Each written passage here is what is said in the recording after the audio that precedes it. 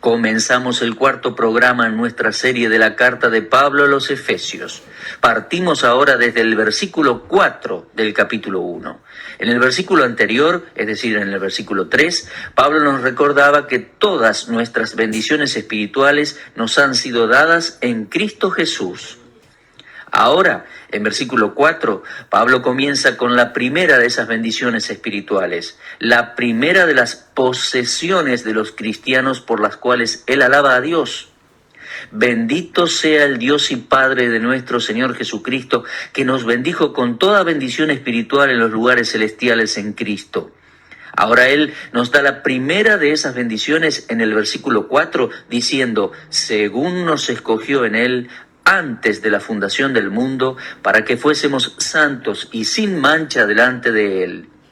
Nos encontramos aquí con el principio de todo lo que Dios ha hecho por nosotros en Cristo, según el propósito eterno que se había propuesto en Cristo Jesús nuestro Señor.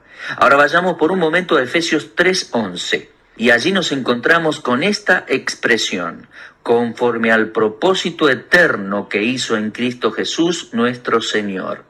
En otras palabras, Pablo estaba diciendo que en la eternidad pasada Dios tenía propósitos certeros que fue cumplimentando a sus debidos tiempos durante la administración de la historia humana. Y aquí retornamos hacia la más remota eternidad pasada, cuando Pablo dice que Dios nos estaba amando y estaba planificando que todos los que estamos en Cristo, ahora, preste atención y no pierda aquí algo importante, todos los que estamos en Cristo fuésemos santos y sin mancha delante de Él.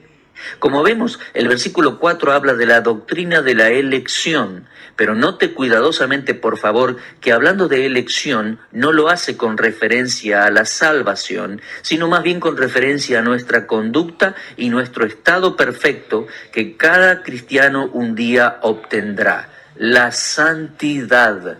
Por favor, no pierda o equivoque ese concepto, pues dice, según nos escogió en él antes de la fundación del mundo, para que fuésemos santos y sin mancha delante de él. La eterna elección de Dios entonces fue para que todos los creyentes, todos los que están en Cristo, fuésemos un pueblo santo. Queridos amigos, nunca disocien la doctrina de la elección de la santidad. Con la expresión escogidos en él, podríamos decir que nos escogió para sí mismo. Y debemos preguntarnos, ¿escogidos para qué? No meramente para vida eterna, sino para que fuésemos santos, para que fuésemos sin mancha para él mismo. La elección en la mente de Dios fue que todos aquellos en Cristo fuésemos santos, libres de todo daño del pecado. Ahora, no es difícil observar cómo Dios se propuso en su corazón, antes de la fundación del mundo, llegar a tener un pueblo santo que le alabara por su gloria y por su gracia. Para ese fin Dios creó a Adán. Y a pesar de la caída de Adán y la caída de toda la raza humana, Dios está aún cumpliendo su propósito en Cristo. Ese eterno propósito, desde antes de la fundación del mundo, fue el que su iglesia fuese santa.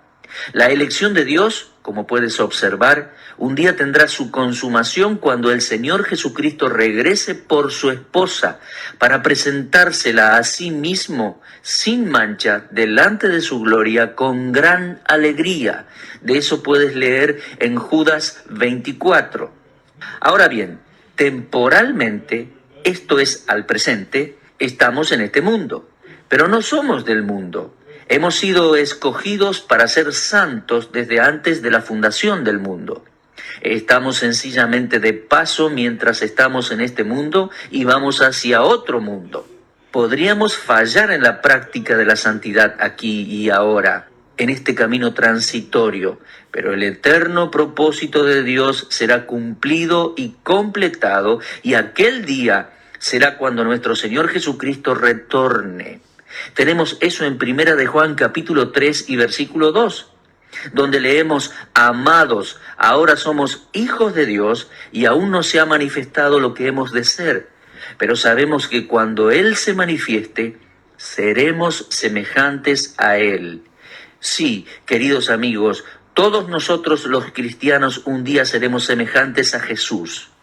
Una pregunta, ¿pertenece usted, querido amigo, a ese grupo? Si usted está en Cristo, usted es uno de ellos. Si usted no está en Cristo, en este momento usted puede unirse a este grupo de gente santa y feliz, confiando en Cristo como Salvador personal.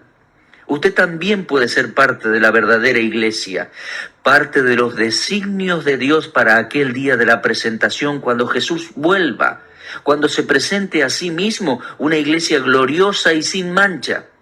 Como Pablo mismo lo dice en Efesios 5, versículos 25 al 27, donde leemos así: Maridos, amad a vuestras mujeres, así como Cristo amó a la iglesia y se entregó a sí mismo por ella, para santificarla, habiéndola purificado en el lavamiento del agua por la palabra, a fin de presentársela a sí mismo, una iglesia gloriosa, que no tuviese mancha, ni arruga, ni cosa semejante, sino que fuese santa y sin mancha. Estimado oyente, piensa en esto. Un día Dios nos va a reunir a todos los redimidos y nos va a presentar a todos delante de sí mismo y del Señor Jesucristo. Una iglesia santa y perfecta, sin mancha ni arruga alguna. Eso es lo que contiene el versículo 4 que venimos considerando. Nos escogió en Cristo antes de la fundación del mundo para que fuésemos santos y sin mancha delante de Él. Pero el propósito culminante de la elección de Dios no es meramente salvación, sino santificación perfecta. Y por supuesto, la salvación está incluida. Juan Calvino dijo una vez que es un error decir que alguno de nosotros puede obtener la perfección en esta vida. Pero de todos modos, esta es la meta hacia la cual todo el curso de nuestra vida debe ser dirigido. Pese a que nunca podremos alcanzarlo hasta que finalicemos nuestro curso, crezcamos en la gracia y el conocimiento de nuestro Señor Jesucristo mientras avanzamos. Pablo dijo en Hechos 20:24, pero de ninguna cosa hago caso, ni estimo preciosa mi vida para mí mismo, con tal que acabe mi carrera con gozo. Aunque todavía no somos perfectos en esta vida presente, alabemos al Señor que nos ha escogido para ser parte de la completa y perfecta estructura de la iglesia por toda la eternidad. Como puedes ver, cuando Dios diseñó la iglesia en la eternidad pasada, Él nos predestinó a la adopción de hijos por medio de Jesucristo, según el puro afecto de su voluntad, según leemos en Efesios 1:5. Ahora bien, en programas anteriores hemos mirado a la gracia, hemos mirado a la paz, y hasta aquí hoy hemos mirado una fase de la elección en el versículo 4. Vamos a continuar en versículo 5. Tenemos la doctrina de la predestinación y la doctrina de la adopción.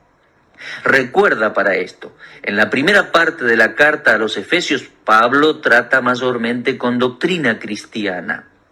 Consideremos entonces las doctrinas de predestinación y adopción, leyendo en versículo 5 que dice: en amor, habiéndonos predestinado para ser adoptados hijos suyos por medio de Jesucristo, según el puro afecto de su voluntad. Ahora, preguntémonos, ¿a qué hemos sido predestinados? Hemos llegado a un pasaje de las Escrituras muy dificultoso y controversial. Ha habido mucha discusión y desafortunadamente mucho debate acerca de la doctrina de la predestinación. Y quiero decir, y decirlo amablemente, mis queridos oyentes, que yo no estoy interesado en lo que tal o cual denominación enseña. Realmente no estoy interesado en lo que aquel catecismo o este libro de doctrina dice acerca de la predestinación, sino que realmente estoy interesado en lo que la Biblia enseña. Pero, ¿qué dice la Biblia sobre la predestinación? Ni en este versículo, me refiero a Efesios 1:5, ni en ningún otro versículo en la Biblia se enseña que Dios predestina a alguien para ir al cielo o para ir al infierno. Eso no está incluido en la doctrina de la predestinación. Por favor, observen el versículo. ¿A qué hemos sido predestinados? Tome su Biblia y mire Efesios 1:5 cuidadosamente. Dice, habiéndonos predestinado. ¿A quiénes se refiere? Debemos regresar al versículo 1. ¿A quiénes escribe Pablo? A los santos. En ningún lugar en la Biblia dice que Dios predestina a alguna persona no salva para algo. Es para los creyentes para quienes Dios ha predestinado algo. Ahora bien, nadie es predestinado al cielo ni tampoco es predestinado al infierno. No es a un lugar al cual se refiere aquí, sino a un estado o a una condición a la cual hemos sido predestinados. Así que predestinados no al cielo, no al infierno, sino a la adopción. El creyente ha sido predestinado a la adopción. Ahora bien, para saber a qué hemos sido predestinados y para entender la doctrina de la predestinación, necesitamos saber algo acerca del significado de la palabra adopción. Comencemos diciendo que la palabra adopción es solamente usada por el apóstol Pablo. Y para entender su significado bíblico, pienso que tenemos que dejar de lado la idea habitual de la palabra adopción como la usamos hoy en día. Cuando por un acto legal una persona adulta toma a un niño y lo introduce en la relación de familia como su hijo. En otras palabras, lo común hoy en día es que tengamos un matrimonio que no tienen hijos y que desean tener uno. De modo que por un proceso legal ellos llegan a adoptar un hijo. Está claro que ese hijo no lo es por nacimiento, sino que es un hijo por adopción. Tengo unos amigos que fueron misioneros en África por 4 años. Durante aquellos 4 años ellos desearon muchísimo tener un bebé. Y por alguna razón desconocida para ellos, pero conocida para Dios, el bebé no llegaba. Cuando ellos regresaron a nuestra iglesia después de sus 4 años como misioneros, manifestaron que pondrían en marcha las acciones legales para adoptar un bebé. Y así fue. Los días previos a recibir el niño, ella comenzó con descomposturas por las mañanas, de modo que su esposo la llevó al médico y justo el día que ellos recibieron su niño adoptado, el médico les informó que ella estaba embarazada. De modo que entonces estaba esperando su propio bebé y terminaba de adoptar otro. En el proceso del tiempo su bebé nació y entonces ella tenía 2 bebés, uno por adopción y otro por nacimiento natural. Ahora bien, lo que trato de decirle es esto. Yo no soy un hijo de Dios adoptado. Yo nací en la familia de Dios. Soy hijo de Dios por nacimiento. Es que Jesús dijo, si no nacéis de nuevo, no podéis ver el reino de Dios. Así que para entrar en la familia de Dios, tenemos que nacer en la familia de Dios. Por favor, permanezca conmigo hasta que finalice la explicación de esto, porque es un poco difícil para algunas personas. Pero, amado oyente, no es difícil en realidad. Es una verdad muy simple puesta en la Biblia. Volvamos a pensar en aquellos padres misioneros, que ahora tenían 2 hijos, uno por adopción y otro por nacimiento. Ahora, yo les quiero preguntar algo, y por favor, sea cuidadoso y piénselo antes de tratar de responderme. Aquí va la pregunta, ¿Están estos 2 hijos en idéntica relación con sus padres? La respuesta a esta pregunta es un enfático no. El hijo mayor que fue adoptado tiene una madre y un padre en algún lugar en esta vida. Es un hijo por adopción, pero el más pequeño de los hijos es hijo por nacimiento. La relación no es la misma. Ahora, note con cuidado que no estoy diciendo que ambos no son igualmente amados o que ambos no recibirán la misma herencia. No, estoy diciendo simplemente que hay 2 diferentes relaciones, una por adopción y otra por nacimiento. En el caso de nosotros, como creyentes, hay 2 relaciones como hijos de Dios. Una por adopción y otra por regeneración, o sea, por nuevo nacimiento. Mi amigo, no somos hijos de Dios por adopción, sino que somos hijos de Dios por regeneración o por nuevo nacimiento. Así que debes entender el significado de la palabra adopción. Para entenderlo debes dejar a un lado la idea de la palabra como es usada hoy en día en las cortes legales, cuando padres adultos adoptan un hijo que no es suyo, como hace un rato yo les decía. Algo más, la adopción del creyente es aún futura.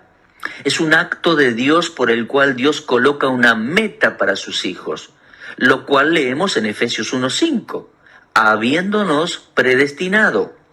Eso es para el creyente, no para el inconverso. Efesios no fue escrito para inconversos, sino a cristianos. Dios nos ha predestinado a la adopción y esa adopción es la meta a la cual los creyentes hemos sido predestinados. Romanos 8:23 dice: también nosotros mismos, que tenemos las primicias del Espíritu, nosotros también gemimos dentro de nosotros mismos, esperando la adopción, la redención de nuestros cuerpos. Observa cuidadosamente que la adopción es algo que estamos esperando. Es la redención final de nuestro cuerpo. Ahora bien, nosotros ya hemos sido redimidos, según Efesios 1:7. Pero hay un aspecto futuro, el cual es denominado la redención de nuestro cuerpo. Así que, por un lado, ya la tenemos y por otro lado, la estamos esperando. Además, en Romanos 8:15 leemos: pues no habéis recibido el espíritu de esclavitud para estar otra vez en temor, sino que habéis recibido el espíritu de adopción, por el cual clamamos: Abba, Padre. Ahora, tenemos el Espíritu de Dios morando en nosotros y Él es la garantía para cada hijo de Dios de que un día alcanzará ese estado de adopción. La palabra adopción no significa, escucha bien por favor, no significa hacernos hijos, sino que significa colocarnos como hijos. Es la idea de tomar a alguien que ya es un hijo de Dios y colocarlo en la posición de perfecta relación como hijo. La palabra griega que se traduce a adopción es huiotesía. Significa colocar como hijo adulto. Y era la determinación de un padre en la sociedad de aquellos días de colocar a un hijo, que llegaba a la mayoría de edad, en posición de hijo adulto en la casa, en plena relación con el padre y con plenos derechos a herencia. La presencia del Espíritu Santo en el creyente es el sello o la garantía de aquel acto futuro de colocarnos como hijos. Pero entiende, en la eternidad no seremos más hijos de lo que somos ahora. Yo soy tan hijo de Dios hoy como siempre lo seré, porque yo nací de nuevo en la familia de Dios, recibiendo a Cristo como Salvador. En la eternidad futura no seré más hijo de Dios de lo que soy hoy. Por lo tanto, su acto soberano de adopción no puede tener nada que ver con su elección sobre nosotros. En la epístola a los Gálatas, capítulo 4, versículos 4 y 5, leemos: pero cuando vino el cumplimiento del tiempo, Dios envió a su Hijo, nacido de mujer y nacido bajo la ley, para que redimiese a los que estaban bajo la ley, a fin de que recibiésemos la adopción de hijos. Por tanto, sin duda vamos a recibirla, pues Cristo pagó por eso con su muerte en la cruz del Calvario, y el Espíritu Santo que mora en nosotros es la garantía que vamos a llegar a tal destino. La predestinación es el acto soberano de Dios por el cual Él coloca una meta para el creyente, y esa meta es la adopción, la perfección de nuestra relación como hijos, y vamos rumbo a esa meta. Bueno es para mí saber cada día que vivo que soy un hijo de Dios, y bueno es para ti saber cada día de tu vida que eres un hijo de Dios, si realmente eres salvo. Es reconfortante saber que esta relación que cada día tengo con Dios es inalterable. El hecho de que al presente nos ha hecho sus hijos y en el futuro nos colocará como hijos según el puro afecto de su buena voluntad. Nuestra futura posición entonces no es solamente su voluntad, sino también su gozo. Los más majestuosos ángeles en los cielos nunca compartirán la gloria de la posición futura de los creyentes en Cristo, porque ellos no fueron redimidos. Cristo murió por la redención de Adán y sus descendientes, y nosotros formamos parte de esa raza caída. Podemos ver la futura gloria del creyente como cada persona regenerada que un día alcanzará el estado de adopción. ¿Por qué? Porque Dios nos predestinó para ser así. La palabra griega para predestinar consta del prefijo pro, que significa previo, y la terminación orizo, que es el vocablo de donde proviene nuestra palabra horizonte. Ahora bien, el horizonte es el punto más lejano que el ojo humano puede ver, ¿verdad?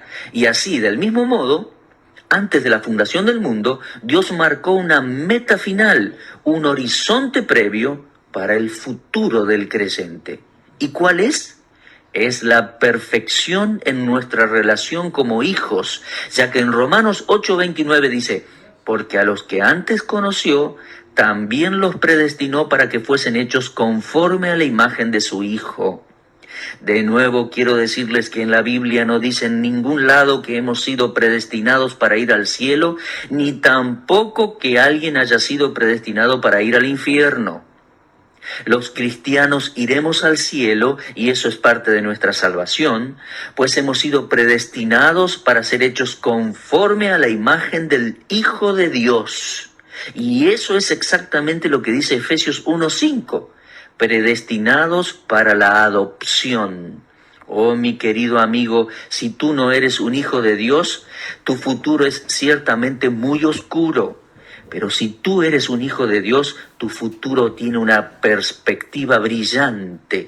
Piénsalo, por favor.